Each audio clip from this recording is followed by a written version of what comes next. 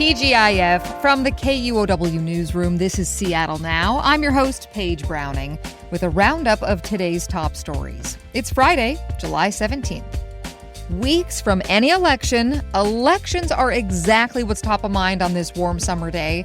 President Trump's renewed and unsubstantiated claims that U.S. states' voting systems are being manipulated are being questioned here in Washington state. Last night, Trump reiterated past claims of unsubstantiated voter fraud and other election vulnerabilities. Washington Democratic Senator Maria Cantwell, calling the president wrong, is questioning whether Congress will rein in Trump's attempt to control elections. Essentially, our constitutional rights for civil liberties and for voting are under threat by the President of the United States. The U.S. Constitution gives states the right to organize elections. Washington Secretary of State Steve Hobbs' office says despite the president's comments, there is no evidence to back up accusations of election fraud. A good day for Boeing. The Federal Aviation Administration announced today that Boeing will be allowed to take responsibility for certifying its 737 MAX and 787 planes starting next week. The FAA says Boeing's final safety checks on its planes are good enough to ensure they're airworthy. Government inspectors will continue to monitor production at Boeing's plants. Boeing was not allowed to fully hold this responsibility since 2019, when the FAA took over because of two deadly crashes involving its jets. Another ruling came down today that's a bit more local. A federal judge is hitting pause on a telecom construction project because of allegations it's disturbing ancestral remains of the Lummi Nation. The court granted a preliminary injunction yesterday after the Lummi Nation sued Whidbey Telecom, Whatcom County, and two federal agencies this year. The tribe says that federally funded telecom expansion projects are cutting through known ancient burial grounds at Point Roberts. The lawsuit's expected to go to trial in October of next year.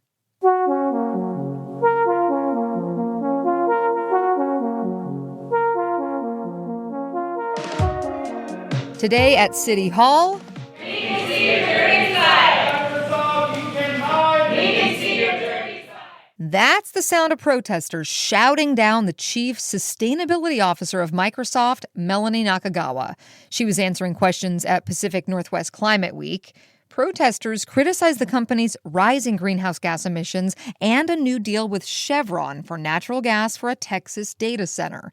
Nakagawa said the company has already made big investments in clean energy. Texas is a state where we have done over 4.7 gigawatts of clean energy already to date. It's a state where we have proven the ability to scale clean energy, renewable energy, to power our operations. Last year, Microsoft's carbon footprint increased 25%, largely driven by data center growth.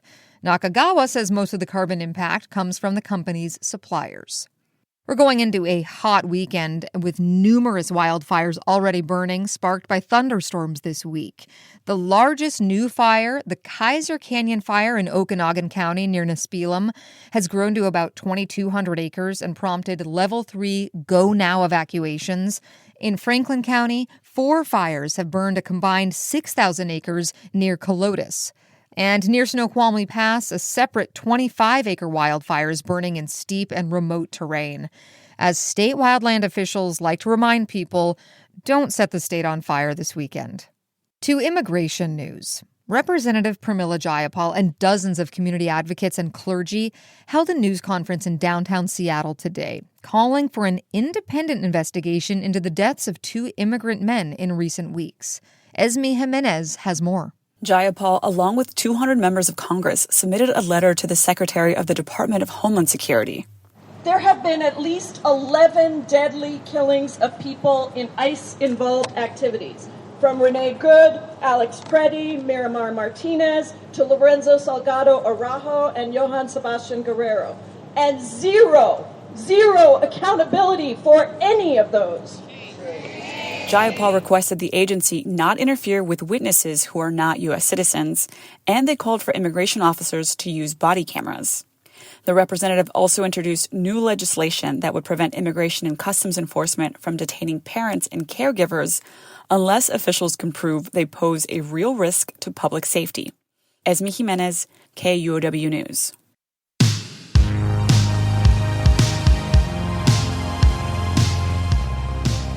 Drivers may want to prepare this weekend to hit construction. Westbound I-90 through Issaquah will be down to a single lane starting tonight at 7 until Sunday morning.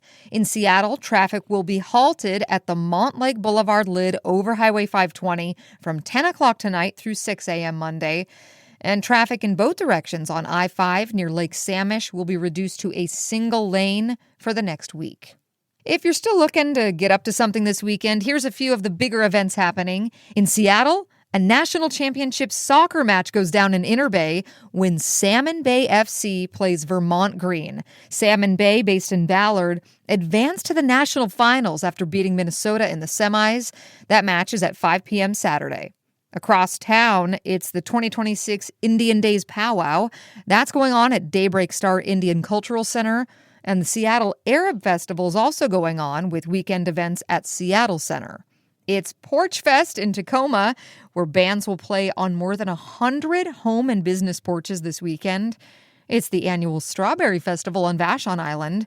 And World Cup fever will rise one last time on Sunday. The finals are being played in New Jersey, and watch parties are happening all around Seattle.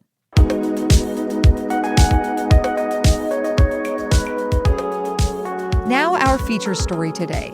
KUOW's Kim Malcolm in conversation with Amanda Knox, who nearly 20 years after her arrest in Italy became an international story, is putting on a one-woman show. I had the chance recently to do two fairly different things. First, I went to a comedy night at a winery north of Seattle. All three stand-up performances were great, very funny. And then last week, I had a long talk with one of the comedians, Amanda Knox. If that name, together with the word comedy, don't exactly compute for you, that was my initial reaction too. Tragedy? Controversy? Absolutely. Comedy? Not really. But comedy is what Amanda Knox has chosen to pursue, for reasons I'll get into, and she's getting laughs with her new one-woman show, Cartwheel. Back in November of 2007, no one was laughing when the University of Washington student, who was spending a year abroad in Italy, was arrested in connection with the violent death of her roommate, Meredith Kircher. Knox was 20 years old at the time, and she became the focus of an international media frenzy. Her pleas for innocence seemed more cold and calculating than remorseful. Amanda's MySpace nickname, Foxy Knoxy. Dubbing her the angel face with the icy blue eyes. Over the coming months, she was prosecuted and convicted of murder. She spent nearly 4 years in prison before being set free and was later exonerated. Almost 20 years on now, Amanda Knox says she still struggles with what happened then and how it changed her life. She's been able to move on in many ways and start a family. That's the focus of Cartwheel, really. Ruminations on how to be a good mom when you're Amanda Knox. But why comedy? I asked her about that. Well, I think that I've always been drawn to comedy and I've always appreciated gallows humor. And I think that was actually weaponized against me early on, very early on in the case. I wasn't processing everything the way everyone around me was. I wasn't just falling into a heap and crying. During her performance, she's on a living room set, folding laundry, putting away toys, talking to her daughter, Eureka, who we hear in audio clips. It felt to me like she was walking a tightrope in her performance between the pursuit of freedom, happiness, and family, and recovery from something disturbing, to say the least, heartbreaking, absolutely, and potentially spirit-crushing. You get a sense of how she's haunted by what she endured, and that she's bolstered by the opposite: connection, friendship, community, and especially family. She told me Cartwheel is a kind of love letter to her mom, Etta Mellis. Here's the story from her show.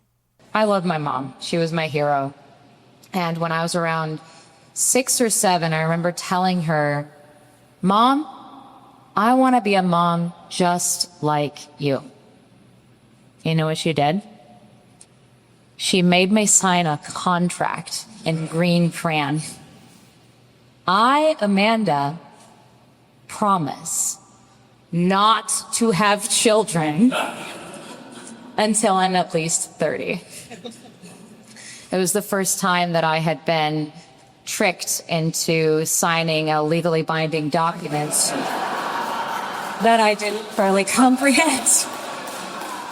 There's the tightrope again. We're laughing, she's laughing, but on some level, like being forced to sign that document, it's not funny, and that catches up with her. I would love to move on and have it not bother me anymore, but it still does. Knox told me that addressing her past in the show is part of her seeking answers to some universal questions. And she says sharing what she's learning with her daughter and the world seems to help and gives her purpose. Toward the end of the performance I saw, she tells the story of how and why she started talking to Eureka about what happened to her. You know, I thought that Eureka would be at least in middle school before we had to have the talk. But she started asking you really probing questions like, Mama, could you ask somebody for dinner? Sorry, no can do, kid. Why not? Because Mama has post-traumatic spaghetti disorder. How about nachos? Okay. Amanda Knox is performing Cartwheel in various venues this month, on Vashon Island, where she lives, and Tacoma and Seattle. Next month, she's taking the show to Edinburgh, Scotland, to the world-renowned Fringe Festival. She told me she's excited for that, and concerned. Her roommate, Meredith, was British, and Meredith's family has been critical of Knox's public-facing work. But she told me this. I'm not letting that hold me back. This is my life. This is my voice. And I'm owning what's mine to own. But she'll take whatever comes. I mean, look, what's the worst that could happen? I feel like that's a little bit my attitude. It's like, honey, I've already had like almost the worst thing that you can have happen to you. And so even if I spectacularly fail, life goes on. And I know how to pick myself back up again. Hey, thanks for listening this week. Monday morning on Seattle Now, Seattle's Denny Blaine Park. It's staying open, but some changes are coming by order of a King County judge. That's all for today from the KUOW newsroom in Seattle. Our producer is Vaughn Jones, and I'm Paige Browning. Seattle Now and KUOW are members of the NPR network. Catch you later, and have a great weekend.